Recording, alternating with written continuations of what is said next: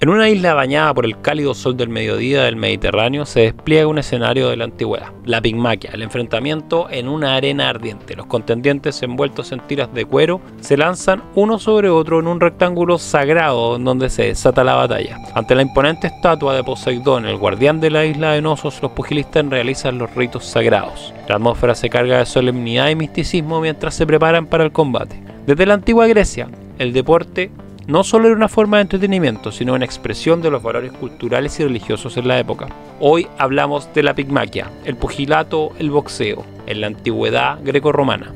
Las competiciones físicas no eran solo rituales sagrados. Las competiciones físicas no solo eran eso, sino que eran rituales sagrados, honraban a los dioses, celebraban la fuerza y coraje humanos. En medio del resplandor del sol del Mediterráneo se desarrolla un encuentro de proporciones épicas, evocando tradiciones de la antigua pigmaquia. Era el escenario digno en el cual los dioses elegían a los contendientes. Esta era la época del boxeo de la antigua Grecia. El boxeo, posiblemente derivado desde el antiguo Egipto a las culturas mediterráneas, se encontró en la isla de Creta un terreno fértil para su florecimiento, y aunque la historia no nos brinda con certeza absoluta sobre cómo se trataba esta modalidad híbrida de boxeo o exclusivamente boxeo y lucha, lo cierto es que este deporte de combate se fue expandiendo hacia otras culturas de la antigüedad y trascendiendo eras. La primera muestra de boxeo plenamente grabada es el fresco del Príncipe de los Lirios, donde junto a esa pintura hay una que se llama Los Boxeadores. Se muestra una manifestación de fuerza y destreza, donde dos pequeños boxeadores que parecen ser niños practican el arte del pugilato.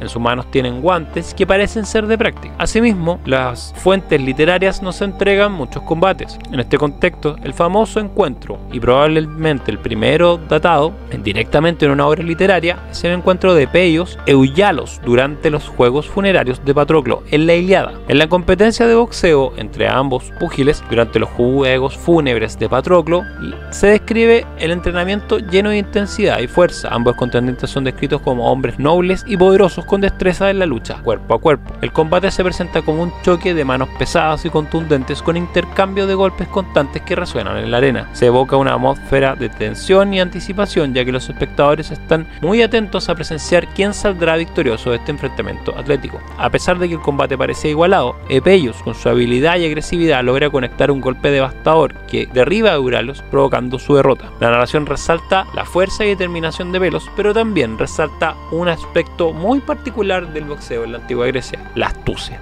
A pesar de ser una competencia feroz, muestra un total respeto a su oponente. Y esto es porque era el boxeo en la antigua Grecia un contexto de sacralidad. Se hacían en honor a Patroclo, el fallecido, el héroe, y también en honor a Apolo, que era uno de los principales patrones del boxeo. Tenía como punto de vista la perfección de Apolo, la belleza. Así el boxeo se entendía como un deporte bello, como un deporte que incluía, no era simplemente fuerza bruta, sino que requería de una gran cantidad de astucia, precisión y también belleza técnica. En la antigüedad, los guantes de boxeo, por así decirlo, eran los imantes, primitivos guantes utilizados en el boxeo, elaborados con tiras de cuero que envolvían las manos y antebrazos de los competidores. Estos guantes, aunque rudimentarios, cumplían una función crucial al proporcionar cierta protección a los combatientes mientras mantenían su destreza y agilidad. Los primeros hallazgos arqueológicos que evidencian el uso de imantes se remontan a la época de la civilización minoica en la isla de Creta, en donde se han encontrado representaciones artísticas de deportistas practicando boxeo con estos guantes primitivos.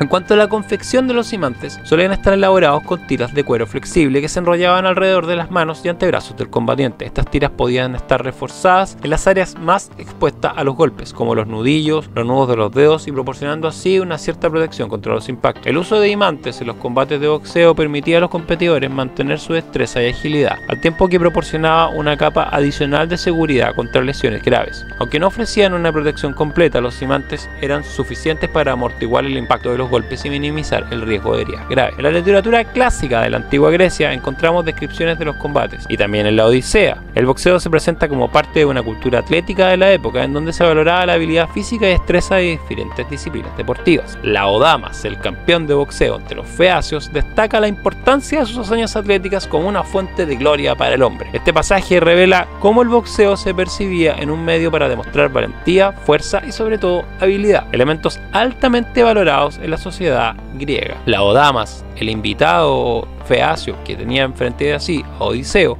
lo desafía a participar en una competencia atlética, instándolo a demostrar su destreza en deportes como el boxeo, la lucha y la carrera. Esta interacción ilustra el boxeo como considerarlo una actividad sumamente común. Odiseo era invitado de los feacios y sin embargo se le invita a competir en este tipo de habilidades. Era muy común en eventos deportivos que los hombres competieran entre sí para demostrar su habilidad física y atlética. Aunque Ulises en ese momento, en la Odisea, elude el desafío directo al no participar en la competencia, su respuesta sugiere que reconoce la importancia del deporte en la sociedad. La intervención del príncipe, con música y baile para desviar la atención de la confrontación atlética, subraya cómo el entretenimiento y la competencia deportiva estaban intrínsecamente ligados en la cultura antigua. Hay algo importante acá que Ulises siempre hace, es una persona astuta. Sabe que está invitado en la corte de los feacios y al ser un boxeador hábil sabe que tiene la capacidad de vencer al príncipe. Sin embargo, si yo venzo al anfitrión, puedo quedar en un muy mal pie. En resumen, este episodio de la Odisea ofrece una visión fascinante de cómo el boxeo integraba la cultura atlética y competitiva en la antigua Grecia, mostrando cómo valoraba la valentía, fuerza y sobre todo la capacidad de pensar con astucia.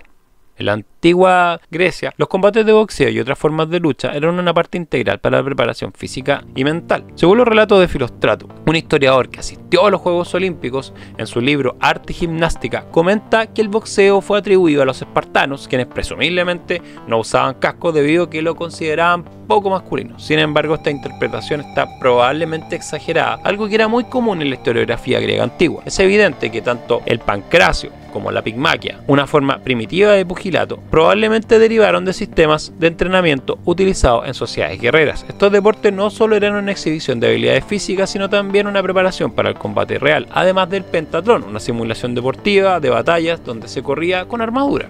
Según Filóstrato, los griegos practicaban 3 estilos de combate de manera popular: el pugilato o la pigmaquia, como la vamos a llamar para el caso de la antigua Grecia, la lucha, que sigue siendo el tipo de lucha grecorromana, llaves, sumisiones, estrangulamientos, y el pancracio, que tiene varios nombres, pero para referirnos desde el español le vamos a decir pancracio, que se llama pancration, pancratio, pancracio. Este último era un sistema de combate completo, que de hecho incluiría un capítulo completo solo para hablar de él. Era una variedad de técnicas de proyecciones, estrangulamientos, golpes de pies y puños. El pancracio era particularmente exigente, ya que requería una combinación de fuerza, resistencia y habilidad técnica. Según su descripción, los boxeadores buscaban impactar con ambas manos, y en casos en que los rectos de izquierda eran definitivos. Según la descripción de Filóstrato, el boxeo, la pigmaquia, los boxeadores buscaban impactar con ambas manos. Los golpes rectos de izquierda eran definitivos, y la mano derecha parece especialmente reservada para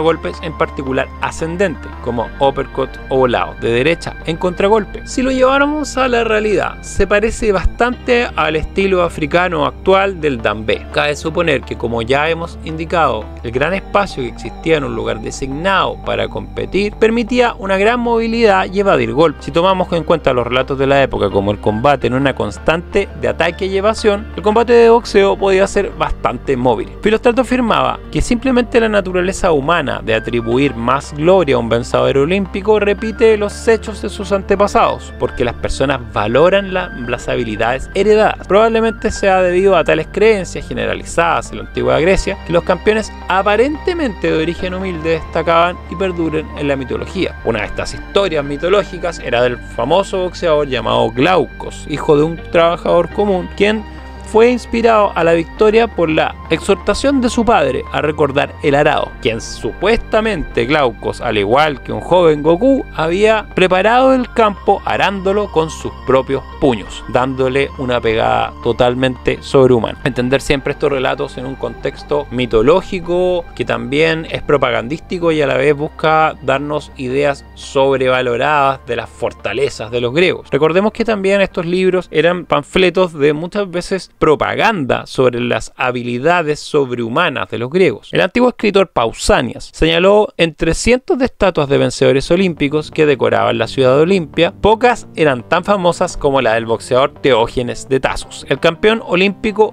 que ganó más de 1300 eventos tanto de boxeo como de pancracio. Durante el siglo V, Teógenes dominó a sus oponentes en los juegos panhelénicos, ganando 3 veces el de Delos, 9 veces el de Nemea y también 9 veces los ísmicos y 2 veces los Juegos Olímpicos, incluyendo una doble victoria tanto en pancracio como en boxeo. Dada su gran fuerza y resistencia, supuestamente habría demostrado, incluso siendo niño, se rumoreaba que el padre de Teógenes no podía ser nadie más y nada menos que Hércules. La arrogancia y glotonería de también Hércules se habían sido heredadas a Teógenes, quienes sus proporciones hercúleas lo mostraban siempre como una persona que consumía una gran cantidad de comida. Consumió un toro entero en una apuesta y se reportó que desafiaba a los invitados a luchas y hazañas de fuerzas en la mesa del comedor. Aquí hay un evento importante respecto a cómo los griegos veían la fuerza. Destacan a Ulises porque sabía decir que no a un combate, porque sabía ganar un combate con astucia, porque sabía ser más rápido, más inteligente o engañar mejor. Pero Teógenes, si bien era un campeón con una cantidad incansable de combates, era visto como una persona que ejercía la fuerza y la violencia. Por lo tanto, no se tenía en misma estima del héroe. En resumen, hemos explorado algunos de los orígenes de la pigmaquia en la antigua Grecia, así como descripciones literarias en la Ilíada y la Odisea, que nos ofrecen vívidas imágenes de combates. Además, hemos analizado las historias heroicas de Glauco o Teógenes de Tasos, destacando las distintas prácticas deportivas de los deportes de combate. Evidencias proporcionadas por Pausanias y Filóstrato nos ofrecen una visión más completa de la práctica del boxeo en la antigua Grecia, así como su significado cultural religioso. Es evidente que el deporte no solo era una forma de entretenimiento, sino también estaba imbuido de una profunda dimensión religiosa, relacionada con la veneración de los dioses y la expresión de la valentía y habilidad atlética. Estos aspectos nos permiten comprender mejor la importancia del boxeo en la sociedad griega antigua y su lugar en la historia del deporte y la cultura. En un segundo capítulo exploraremos detalles del entrenamiento, el violento traspaso de la pigmaquia al pugilato romano, donde el honor y el sentimiento religioso dejaron de ser relevantes para dar espacio a espectáculos de masa muy agresivos, y también exploraremos el misterioso pancracio, la práctica deportiva de sus estilos de lucha en el mundo antiguo. Escúchanos para más en el legado del